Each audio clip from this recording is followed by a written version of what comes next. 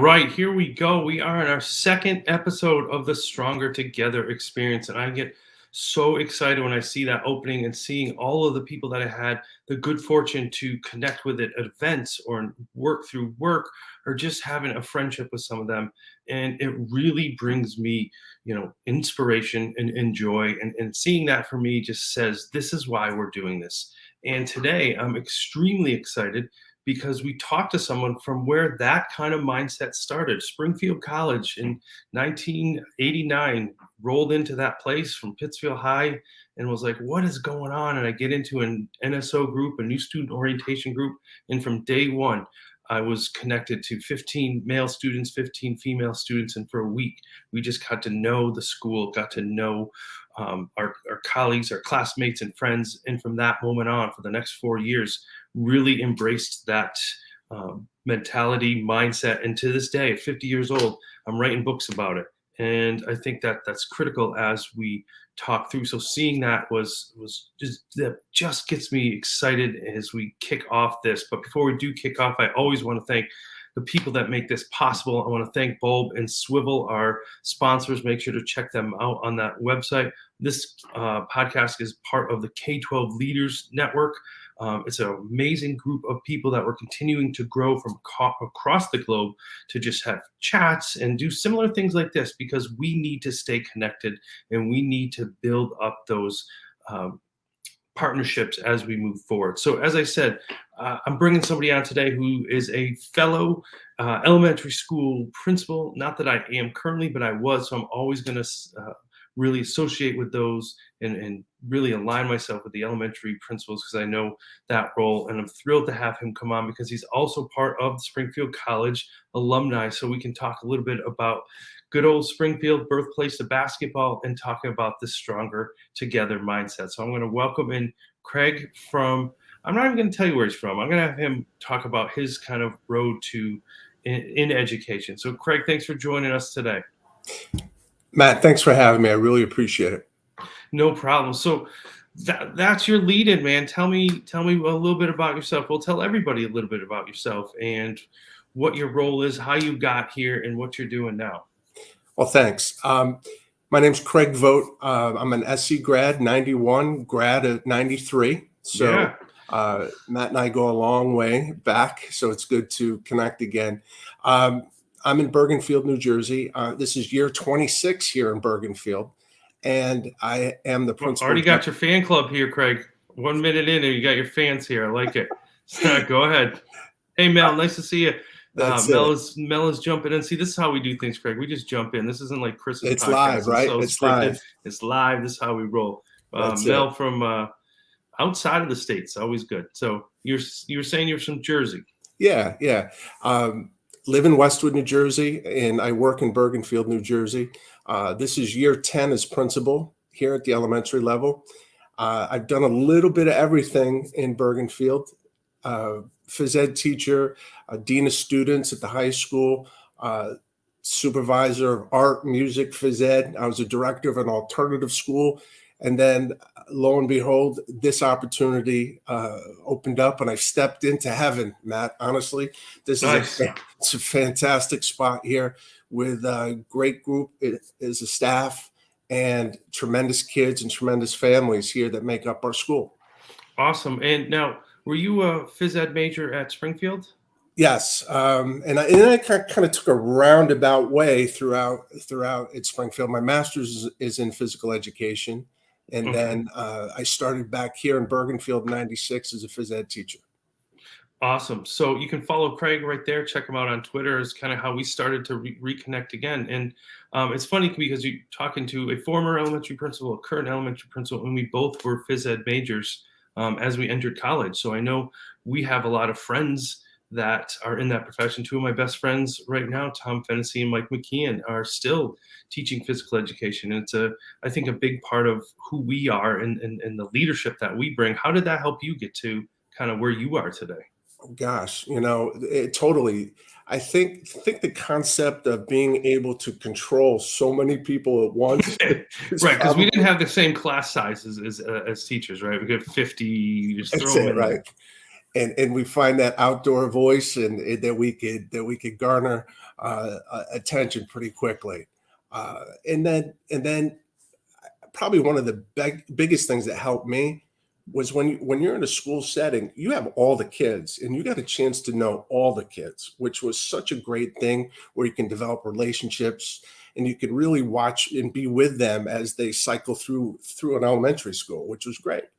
Yeah, no, absolutely. And I think it definitely talked about, being, you had to plan, you had to be ready, and you had to just be ready to be super flexible. And that's what we have to do as administrators each and Without a every doubt. day. And those are the things, like you said, that flexibility that we've learned throughout our teaching career has helped tremendously. Totally agree. Absolutely.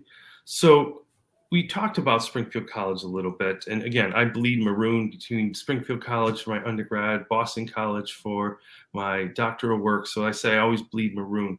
But we hear from day one about our humanities philosophy of the, healthy spirit, mind, and body. How did that shape you as a young educator and then now as a school principal? With that, let me tell you, humanics philosophy hits you right in the face as soon as you walk on campus, right? Coming from a small town, you immediately start connecting with people on campus when people are saying hello and they engage you, and the relationship building at Springfield starts and early on, and they start getting you into the classrooms, and they start really talking about the importance of the helping profession, servant leadership, and getting out Yeah, there and really seeing the whole person. And it's not just an academic piece, it's not just a physical piece, it's that emotional tie-in now. And think about what we're dealing with now, Matt. The times that we're in now, how relevant is the humanics philosophy now? absolutely. Yeah, yeah. It's needed now more than ever. 100%. And as you transitioned into working with families, you think of having that mentality is only for teachers, but how did that help you when you were transitioning into a leadership role? Yeah, and that connection concept and that relationship building concept tied into the leadership role that we're in now, for the fact that um, it's a heck of a lot more than academics here, especially at this Sure. level. And you want to kind of know what makes people tick, and what are kids' lives like at home as well. What are they doing outside of school that they're ultimately going to bring in those experiences into our school? And those conversations and those meetings that we have with parents, and you can remember them too, Oh as an gosh, yeah. elementary principal, are so vital. Where we're trying to think about how do we make the experience of school that much better, and it's so integral to know that those kids' experiences, outside of school as well. So the relationship building over the 10 years has really helped. And especially in the last 2 years, being part of the pandemic here, this is why you and I really start talking a lot more about the stronger together concept. Is we need our families now more than ever to really be with us shoulder to shoulder during this whole process. Absolutely. And I'd love for you to share a story. We were kind of chatting before, just catching up, kind of going through some of the things we would, talk through. And you were really talking about how you used, Stronger Together isn't something I just made up. This is something that's a movement. And I just try to Yeah, bring some examples and kind of what I try to do. How has it resonated with you both pre-pandemic and post yeah. in the work that you do? And the pandemic really slapped you in the face about trying to Yeah. make sure that we had that tie-in with families. We would work a lot, about parental involvement inside the school and outside the school. But then when the shutdown happened, we had to communicate somehow. And so we were trying to, it's funny, right? We did all our teacher, PGPs at the end of the year, and every teacher would always talk about, I have to make sure that I'm better with technology. Bang, we got to figure that out right Right. away. How about it? Right, right. So one of the things I did as principal was, uh, over my shoulder here, where you see improving every Oh, day. yeah. That sign used to say, "Together we can do anything." The fact that my morning announcements that I used to push out through Screencastify to talk about what the day looked like virtually, we would end it always with, remember everybody, we love you. Remember, together we can do anything. And I wanted that mindset to resonate throughout, to say, you know what, no matter how crazy this is, we're going to be okay because we're together. And that's something that we really value greatly.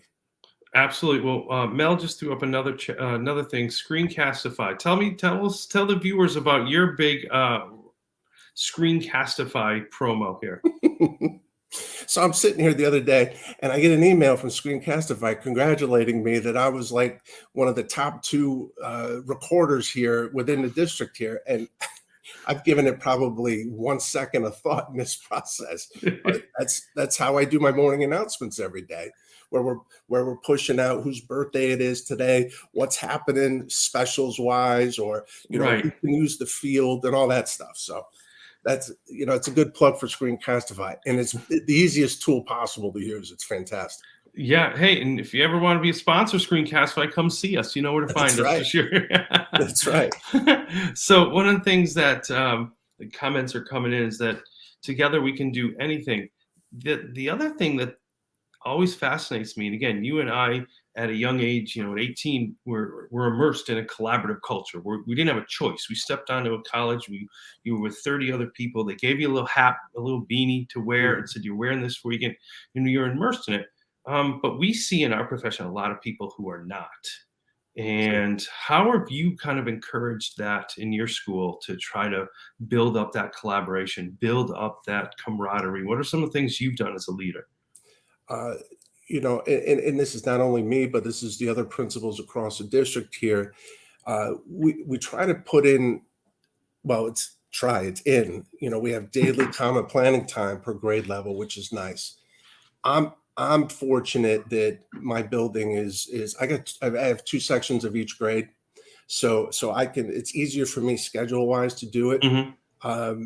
We do a lot of Google Drive work, Google Classroom work, where teachers share information through Google, which is another tool that we've gotten so much better with since the pandemic.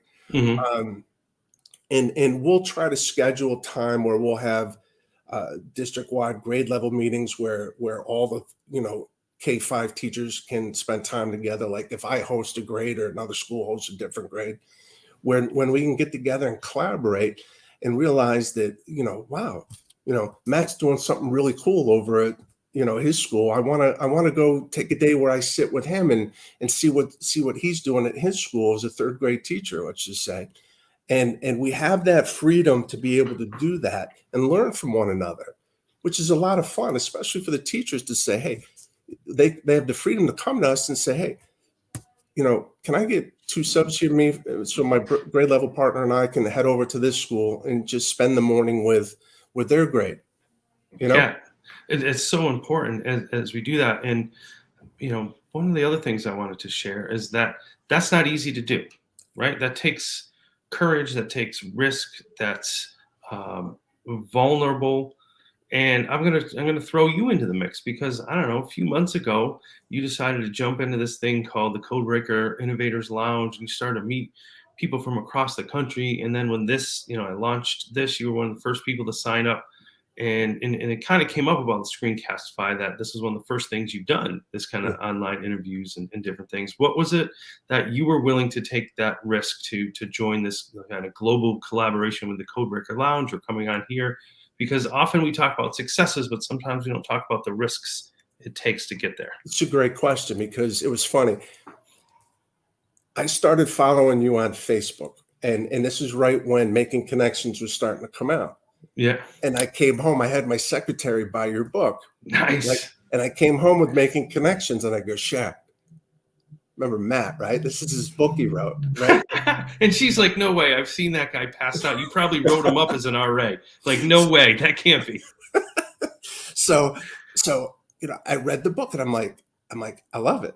He gets it. He's right, he's right here. And I said, I got to reach out to him, because that's when I was trying to get you involved with our Leaders to Leaders group. Yeah. You Power know, connections. That's how it works. that's it. That's it. And that's where it kind of melded for me to say, not only are you onto something, it's not rocket science, but what you're Thanks. no, but what you're talking about, No.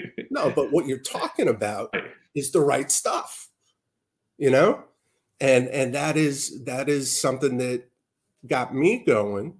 And then I really got a big charge out of jumping on the Innovators Lounge the times I could. So you can look and listen to what other people are doing. You know, you listen to Right. Brian and you listen to Frank and you listen to some of their stories, and you're like, yeah, these are like minds. And you got to you got to take a risk to learn. Yeah.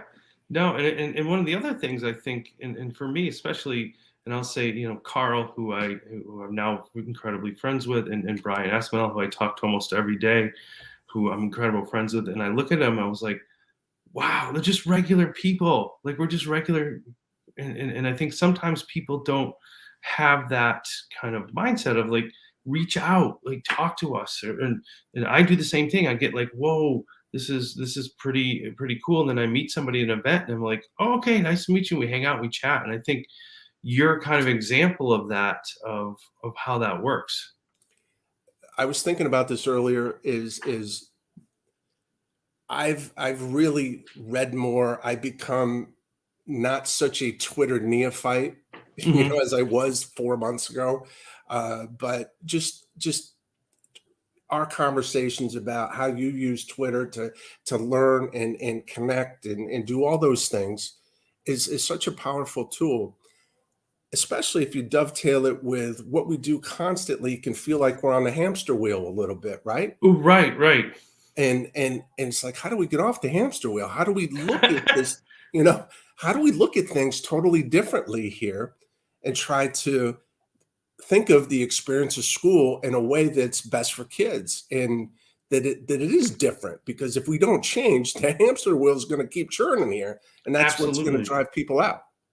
Absolutely. So 2022 is coming around the corner, and I know there's a lot of things we can kind of get worried or concerned about. But one of the things I want to talk about with you before we head out is what's something you're excited about? Like what's something you're like, you can't wait for this to continue or start, or what's something exciting?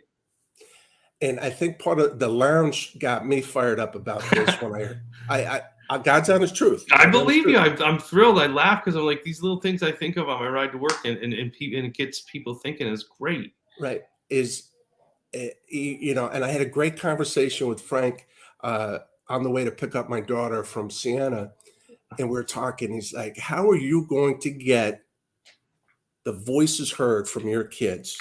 Uh-huh. That's Frank. And him and I kind of played this whole scenario out together on a 2 hour ride up to Siena, and it was such a great conversation here that we're laying the groundwork to try to get kids in leadership roles, especially at a young age. How do we do that? And that's what I'm excited about moving forward here.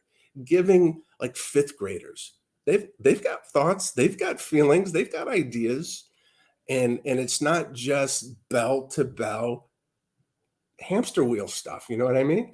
Yeah, So, no, yeah, that's awesome, and that's how ideas start. Like you're talking about that, and my mind goes to imagine if one of your kids was the first student we bring on here and talk about how they've done something. Like how cool is that? Like we have right. these tools and resources to make these exciting things happen, and we just have to do it. Like we just have to have that confidence to move forward and do it. And two, think in terms of if we don't solidify the social emotional piece on our kids, right? So the spirit piece in our kids that you and I did so much work on in school, Yeah. uh, you know, if we don't solidify that foundation, I mean, the academics are going to struggle, because we're going to be dealing with some of the behaviors. We're going to be dealing with some of the stuff because kids are hurting. Yeah. How do you get kids back acclimated to living together? I mean, it's a tough ask to have 5 and 6 year olds to live together for 6 hours a day. Right. No, and You know, it's tricky for sure. So, Craig, I'm going to get you out of here on this. I'm going to ask every one of my guests, because part of this is not just for me to talk at folks. I learn so much every time I meet with people at events, at the lounge, online. I like to learn from folks. And I know after writing the book, Stronger Together, many people have reached out and said, this is what I think, this is what I think. And it helps me think and grow as well. So if I ask you what the mindset, a Stronger Together mindset means to you, what would you say? I think it's the mindset about self-improvement. I think it's a mindset of learning from each other. So what am I going to take away from the people that I connect with? Like I said before, what I took away from Frank and Brian, and what your message is, and how you're trying to connect so you can become a better educator. We're trying to do that inside the building here. So you look at it, and we talk together as a staff about every time we meet as a group, we get better at something. Every time that I do an observation, I become a little bit better of a teacher because I'm taking away something as a teacher. Right. And that experience of collaboration and the observation or the evaluation process, you talk about ideas and you become a little bit better because you're doing it together. This is not the principal telling the teacher what, it's a conversation. And that's the best part about the observation process, is the conversation piece of it. When you can get enlightened, or you can learn about, wow, I love that. I love what that teacher did. Or if you can say, hey, it's one day, let's take it, let's kind of twist it and look at it from a different lens, and we just get better. And that is, in its simplest form, like the Stronger Together idea, that you're not in this alone as a teacher. We're not in it alone as principals, right? Because it can get lonely in this office Absolutely. here when everybody's gone, right? Yeah. And so we connect like we do, getting together, and we talk about how are we getting better as leaders. Absolutely. Well, it was thrilled to have you on. I'm psyched that you signed up. We got you on quick. You're still in the office, so I want to get you out of there. I want to thank all of the folks who were listening. Follow Craig. You see his Twitter down there. It's a great follow. Connect with him, an amazing leader. And thank you to our sponsors again, Swivel and Bow, for making this possible, making it an opportunity for me to reach out and you all learn from the guests we have on. So, Craig, thanks for coming on. Thank you, man. I appreciate it. All right. Well, I hope Merry Christmas. All right. You too. I hope you have a great new year, and we'll be connecting. And for all of our viewers out there, remember, it's we over me, and stay stronger together.